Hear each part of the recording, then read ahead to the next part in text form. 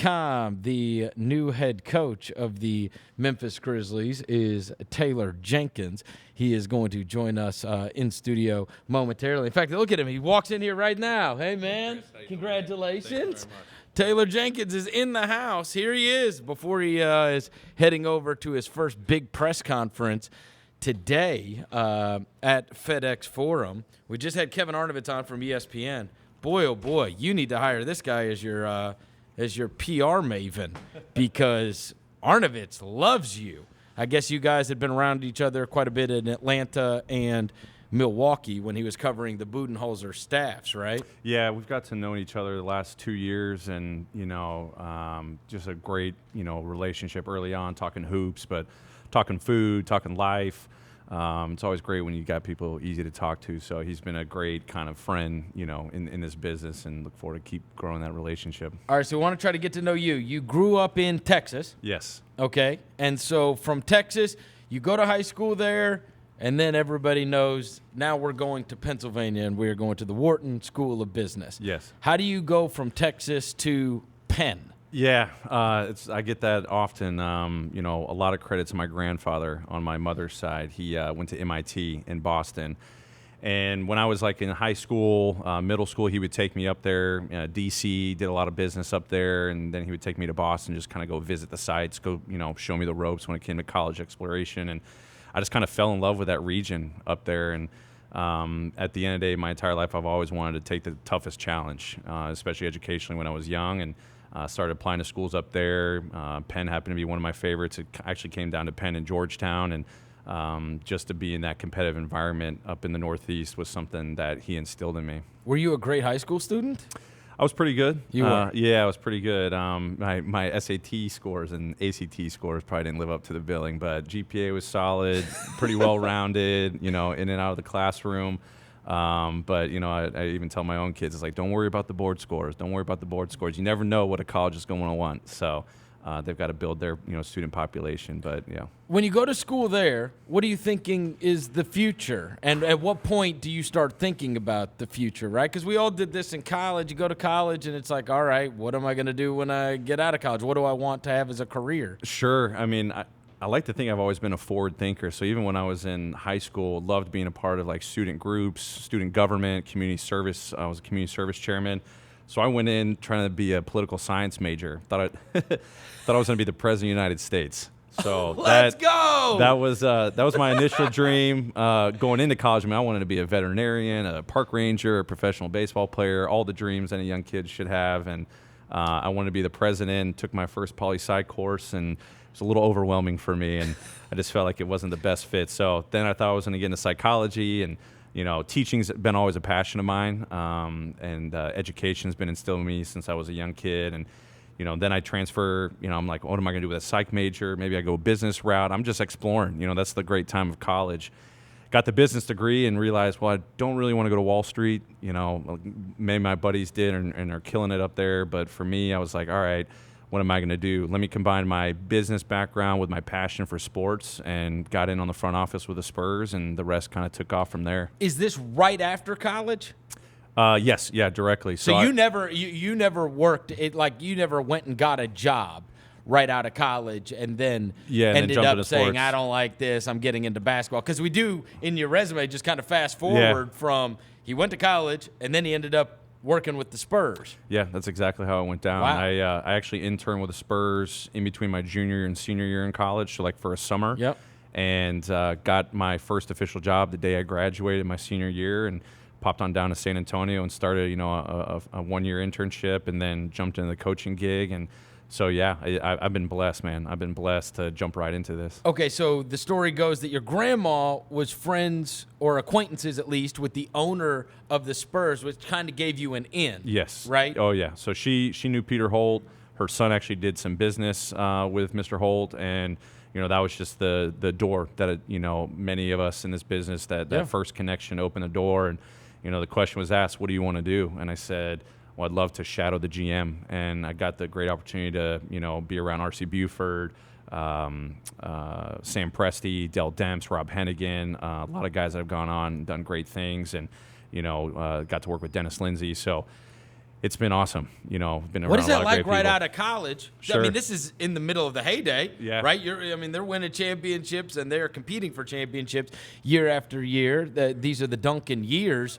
What is it like walking in there and you're just out of college and you're amongst Gregg Popovich, R.C. Buford, all these guys? Sure. Mentality was to keep my head down, grind, and just soak up as much information as I could. Just, thinking about it and talking with my mom, even when I got in my first coaching gig with the Austin Toros, it was like, take this as your graduate degree. Like, absorb as much knowledge as possible, build relationships, learn as much as you can.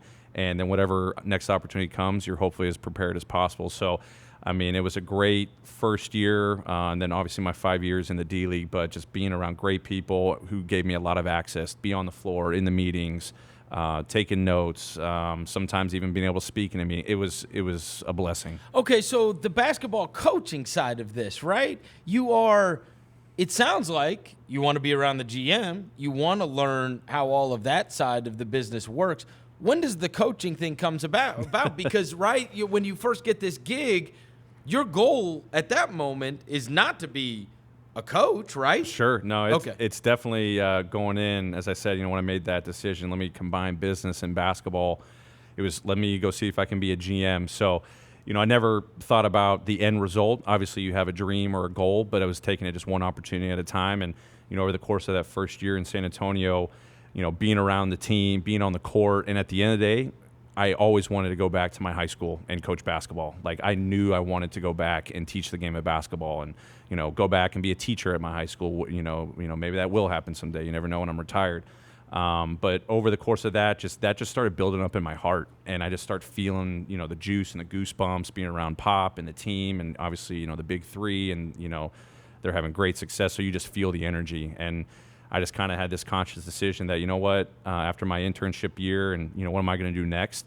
Let me see if I can throw my name in the ring to go be another fly on the wall in the D League. And Quinn Snyder, Dell Demps, and RC all gave me the vote of confidence. And it was another great opportunity just to train and, develop my coaching acumen and voice and identity. Yeah, they get so much credit for developing players, but you would be this amazing example of developing a coach because you're not there. Right.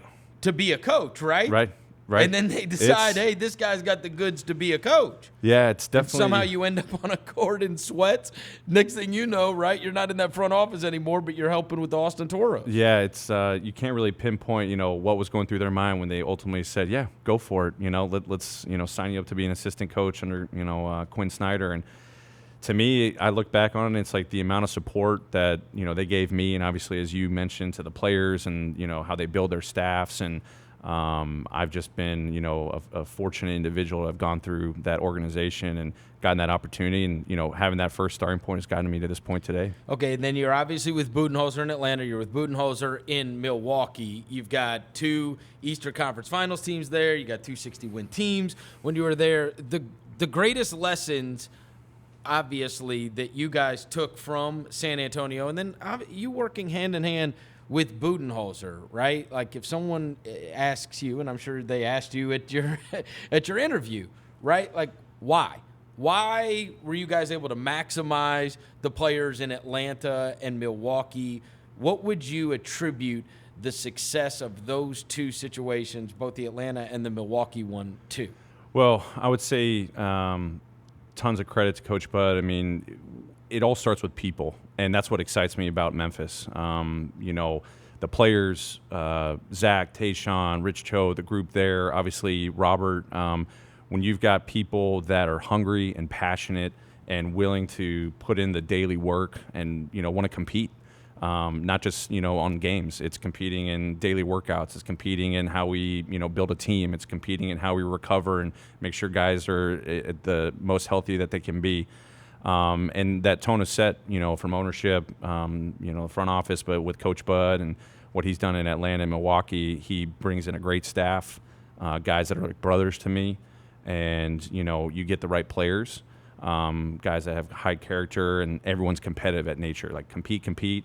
They want to work together, and their whole goal is to want to get better every single day. And those simple messages that can carry you to the successes that, they had.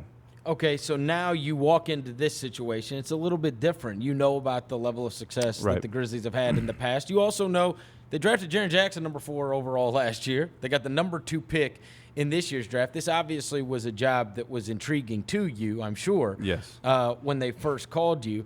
But in terms of your role and expectations for what being the head coach of the Grizzlies is going forward next year, the next few years, whatever else, in terms of what you expect and in conjunction with what we expect.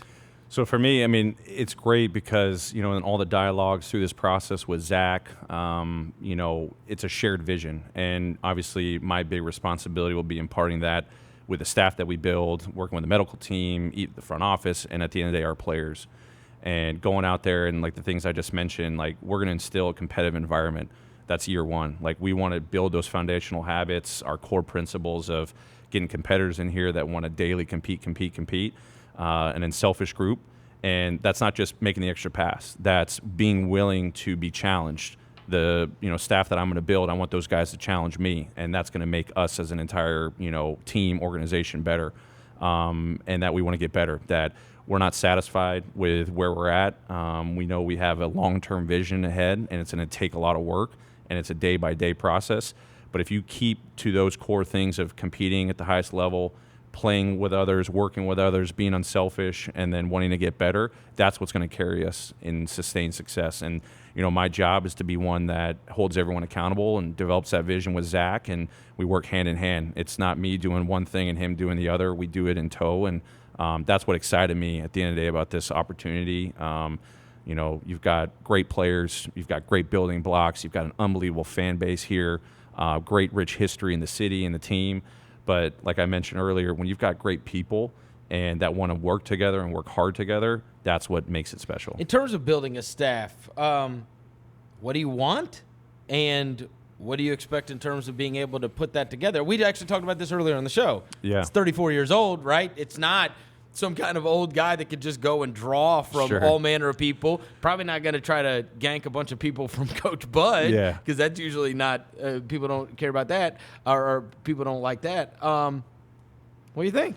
Well, first, I mean, again, I'm super excited because Zach and I have talked about this a number of times throughout the process about like the collaborative effort. Like, we want to make sure we get in a group of coaches that are going to be competitive, that, working with our players is going to be at the core of what we do every single day. A diverse background, guys and girls, whoever it is, that have been players, former head coaches, that are passionate about the game, passionate about teaching the game, passionate about competing. Did you slip? Say again? With the guys and the girls? Did you slip a little bit, maybe? I want to get the best coaches here possible. And you. To me, like you said, I'm 34 years old. Yeah. I don't have this long tree of people to pull in and whatnot.